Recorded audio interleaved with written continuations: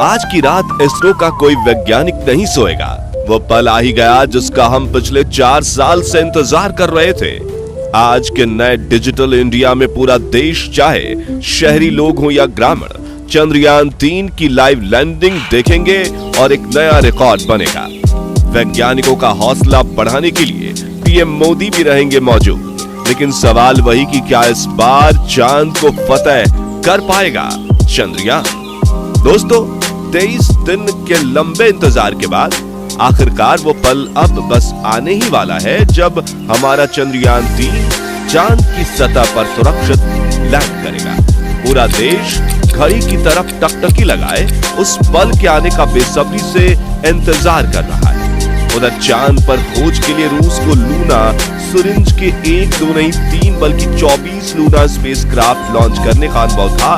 फिर भी Luna series के 25 को फेल करके बैठ गए, जबकि हम तो अभी तीसरा यान ही भेज रहे हैं, जिससे हमारे इसरो वैज्ञानिकों में थोड़ा डर का माहौल बन गया है। और ये डर लाजमी भी है क्योंकि रूस ने अपना पहला लूना स्पेसक्राफ्ट सन 1958 में ही लॉन्च कर दिया था।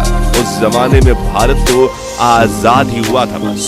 फिर भी हमारे वैज्ञानिकों ने दिन रात लगातार मेहनत करके इस मिशन को कामयाब बनाने की हर मुमकिन कोशिश की है और हम सभी को पूरा यकीन है कि हमारे वैज्ञानिक इस बार जरूर सफल होंगे और भारत एक नया कीर्तिमान बनाएगा। इस समय पूरे विश्व की नजरें हमारे चंद्रयान पर हैं, क्योंकि ये मिशन सिर्फ हमारे लिए ही नहीं बल्कि पूरी मानव जाति के भविष्य के लिए बहुत ज्यादा महत्वपूर्ण है। लेकिन सवाल ये उठता है कि हमारा चंद्रयान 3 इस समय कहां है और आगे लैंडिंग के दौरान उसको कौन सी चैलेंजेस का सामना करना पड़ेगा और इस बार इसका सफल होना 100% तय है या नहीं। इन सब सवालों के जवाब आज हम आपको देने वाले हैं। साथ ही आपको ये भी बताएंगे कि चंद्रयान 3 की लाइव लैंडिंग आप फ्री में कैसे देख सकते हैं, इसलिए वीडियो को अंत तक जरूर देखिएगा। दोस्तों, अभी की बात करें तो इस समय हमारा चंद्रयान 3 चांद की सतह से करीब 600 मीटर की दूरी पर है और फ्री फॉल करते हुए ये अपनी लैंडिंग साइट की तरफ तेजी से बढ़ रहा है। इसरो की लेटेस्ट अपडेट के अनुसार विक्रम लैंडर की हेल्थ पूरी तरह से नॉर्मल है और ये बिल्कुल प्लान के मुताबिक ही चल रहा है। आपको बता दें कि चंद्रयान 3 का ये लंबा सफर 14 जुलाई 2023 के दिन शुरू हुआ था, जब श्रीहरिकोटा के सतीश धवन स्पेस सेंटर में इसको लॉन्च किया गया था। ये इसरो का तीसरा मून मिशन है, जिसके चलते इसे चंद्रयान 3 का नाम दिया गया है।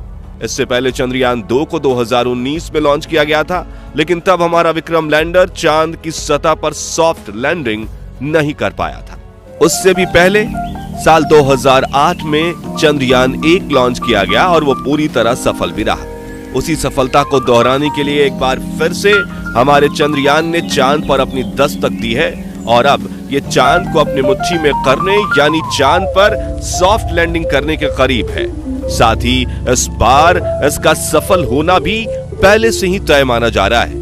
अब ऐसा आखिर क्यों है, ये जानने से पहले चलिए एक बार चंद्रयान 3 के अब तक के शानदार सफर पर एक नजर डालते हैं। तो जैसा कि हमने आपको बताया, चंद्रयान 3 14 जुलाई के दिन दोपहर 2:35 पर लॉन्च हुआ था और हमारे LVM-3M4 रॉकेट ने इसे पृथ्वी के ऑर्बिट तक पहुंचाने में सिर्फ 16 मिनट का समय लिया था।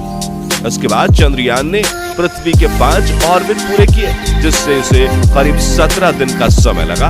पृथ्वी का ऑर्बिट कंप्लीट करके 1 अगस्त के दिन ये ट्रांस लूनर ऑर्बिट के रास्ते चांद की तरफ निकल पड़ा, जिसे ट्रांस लूनर हाईवे भी कहा जाता है। ये रास्ता तय करने में इसे 5 दिन का समय लगा, जिसके बाद 5 अगस्त के दिन इसे लूनर ऑर्बिट यानी चांद की कक्षा में प्रवेश मिला। पृथ्वी की तरह ही चांद पर भी इसने 5 ऑर्बिट पूरे किए। बस फर्क सिर्फ इतना था कि हर बदलते ऑर्बिट के साथ पृथ्वी पर इसकी कक्षा बड़ी होती गई थी, तो वहीं चांद पर छोटी। अपने 5 लूनर ऑर्बिट पूरे करने में इसे 12 दिन का समय लगा, जिसके बाद 17 अगस्त को propulsion मॉड्यूल और लैंडर मॉड्यूल को एक दूसरे से अलग कर दिया गया और propulsion मॉड्यूल को पीछे छोड़ते हुए विक्रम लैंडर बाकी का मिशन पूरा करने के लिए खुद अकेला आगे बढ़ गया। और इसके बाद विक्रम लैंडर की डीबूस्टिंग स्टार्ट की गई, जिसका पहला चरण 19 अगस्त को, दूसरा व आखिरी चरण 20 अगस्त को किया गया। डीबूस्टिंग का मतलब लैंडर की गति को धीमा करके उसे सतह के जितना हो सके उतना करीब वाले ऑर्बिट में लाना होता है। पहली बार डीबूस्टिंग करने पर विक्रम लैंडर 113 गुने 157 किलोमीटर की ऑर्बिट में आ गया।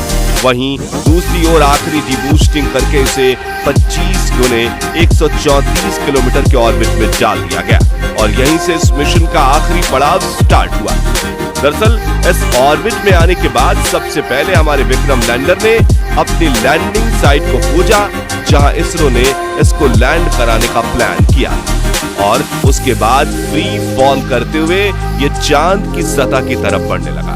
दोस्तों, ये तो हुआ चंद्रयान 3 के अब तक के सफर का हाल, जो आज हमने आपको बहुत शॉर्ट में बताया। चलिए अब जानते हैं कि इस बार विक्रम लैंडर का सॉफ्ट लैंड करना 100% क्यों तय माना जा रहा है। देखिए, जब हम कहते हैं कि इस बार, इसका मतलब यह है कि पिछली बार हम ऐसा करने में सफल नहीं हो पाए थे, यानी हमारे वैज्ञानिकों से कुछ कमी रह गई थी, जिसके चलते चंद्रयान 2 का विक्रम लैंडर क्रैश हुआ था।